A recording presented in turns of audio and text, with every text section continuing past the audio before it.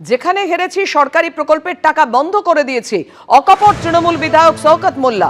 লক্ষ্মীর ভান্ডারের টাকাও বন্ধ করে দেওয়ার হুঁশিয়ারি দিয়েছেন শওকত মোল্লা। ভাঙড়ে যে 3টি অঞ্চলে হেরেছি সেখানে সরকারের বাড়ির টাকা বন্ধ করে দিয়েছি, বাপের বেটা হলে সেই টাকা উদ্ধার করে নাও। আগামী দিনে লক্ষ্মীর ভান্ডার সহ অন্যান্য সরকারি প্রকল্পের টাকাও বন্ধ করে দেব।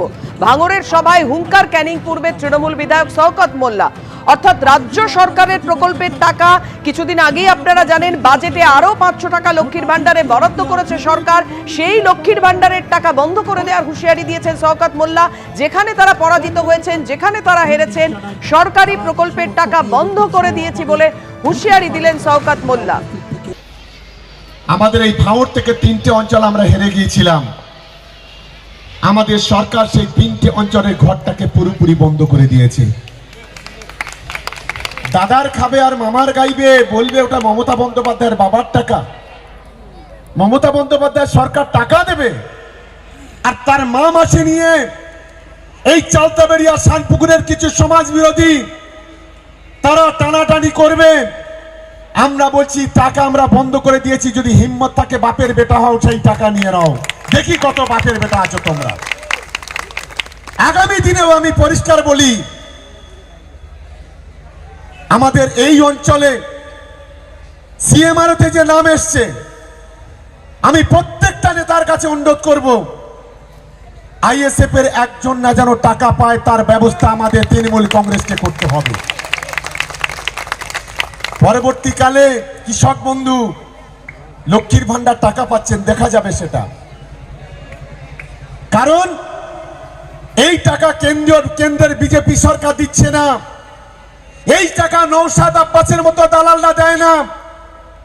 এই টাকা মমতা বন্দ্যোপাধ্যায় তার রাজস্ব কোটা থেকে বাংলার গরিব মানুষের হাতে পৌঁছে দিচ্ছে, বাংলার মানুষের মুখে হাসি ফোটাচ্ছে। আমি একটা কথাই বলবো, সেটা হচ্ছে দীর্ঘদিনের উনি রাজনীতিবিদ, বাম রাজনীতি করেছেন, তৃণমূল করছে। রাজনীতিতে এই ধরনের ঔদ্ধত্য যারা দেখান, সাধারণভাবে মানুষ তাদের নির্বাচনে জেতা বন্ধ করে দেয়।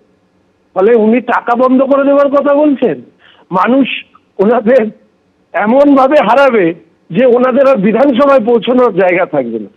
এই ধরনের বাজারি বক্তৃতা না দিয়ে তৃণমূল কংগ্রেস এবং তার অপশাসক রাজ্যের মানুষের কাছে আজকে যে নরকীয় পরিস্থিতি তৈরি করেছে, সেখানে আর ঘৃতাহুতি দেবেন না, যদি না নিজে জামানত বাজেয়াপ্ত করতে চান। দেখুন, আমি এটা আমার নিজের কথা নয়, আমি মমতা বন্দ্যোপাধ্যায়ের কথা ধার নিয়ে বলছি। রাজা চলে বাজার, কুত্তা ভকে হাজার। মমতা বন্দ্যোপাধ্যায় এক সময় বলেছিলেন, এখন শওকত মোল্লার কথা শুনে মমতা বন্দ্যোপাধ্যায়ের উক্তিটা মনে পড়ে যাচ্ছে। ভোট আসলে এরকম এই ধরনের ঢেউ ঢেউ আমরা অনেক শুনবো, কিন্তু এর থেকে একটা জিনিস বোঝা যাচ্ছে, দুর্দণ্ড প্রতাপ অপরাজেয় তৃণমূলের শওকত মোল্লারা হেরে যাওয়ার ভয়টা পাচ্ছেন। ওরা বুঝতে পারছেন বেশ কতগুলো জায়গায় ওরা হারতে চলেছে, তাই সেই হারটাকে ঠেকানোর জন্য এই ধরনের কথাগুলো বলছেন। কিন্তু টাকাটাকে আটকে দেওয়ার জন্য ক্ষমতায় থাকার দরকার হয়, সরকারে থাকার দরকার হয়। বাংলার মানুষ তৃণমূল কংগ্রেসকে সরকার থেকে টাকালে সাধারণ মানুষের টাকা যেরকম পাচ্ছেন মানুষ তার থেকে ভালোভাবে পাবেন। কোনো রকম কোনো দলের দলদাসত্ব না করে মানুষ নিজের অধিকারে কোনো রকম কোনো দুর্নীতি ছাড়া, কাটমানি ছাড়া নিজের টাকা পাবেন, সেই বাংলা আমরা করতে চাই। শওকত মোল্লা দলের মুখপাত্র নন, অফিসিয়ালি দলের বক্তব্য পরিষ্কার, সরকার কখনো বিমাতৃসুলভ আচরণ করে না এবং মমতা ব্যানার্জির সরকার সকলের সরকার। মমতা ব্যানার্জির সরকার প্রকল্পের সুবিধা সকলে পায়। যদি কোথাও কারোর প্রকল্পের সুবিধা পেতে অসুবিধা হয়, সে সংশ্লিষ্ট আধিকারিকের অফিসে জানালে নিশ্চিতভাবে সেই বিষয়ে সরকার সচেষ্ট থাকে। জনপ্রতিনিধি জনসভায় যখন বলেন, সেটা তার আবেগের বক্তব্য। জনপ্রতিনিধি যদি সরকারি সভায় বলতেন তাহলে আপনি সরকারি বক্তব্য হিসেবে ধরতে পারতেন। উনি কোনো সরকারি সভায় বক্তব্য বলেনি। জনসভায় কর্মীদের চাঙ্গা করার জন্য অনেক সময় আবেগতাড়িত হয়ে নেতৃত্ব অনেক কিছু বলে রাখেন, কিন্তু আমাদের দলের বার্তা দেবেন মমতা বন্দ্যোপাধ্যায়, অভিষেক বন্দ্যোপাধ্যায়। তারা প্রথম দিন থেকে খুব পরিষ্কার একটা জায়গায়, মমতা ব্যানার্জির সরকার বাংলার 10.5 কোটি মানুষের সরকার। এটা বিজেপির কাজ টাকা আটকে রাখা। বিজেপি বাংলার 100 দিনের টাকা আটকে রাখে, বিজেপি আবাসের টাকা আটকে রেখেছে। মমতা ব্যানার্জি বাংলার বাড়ি দিচ্ছে, মমতা ব্যানার্জি আমাদের মনরেগার টাকা দিচ্ছে, যে টাকা কেন্দ্রীয় সরকার আটকে রেখেছে।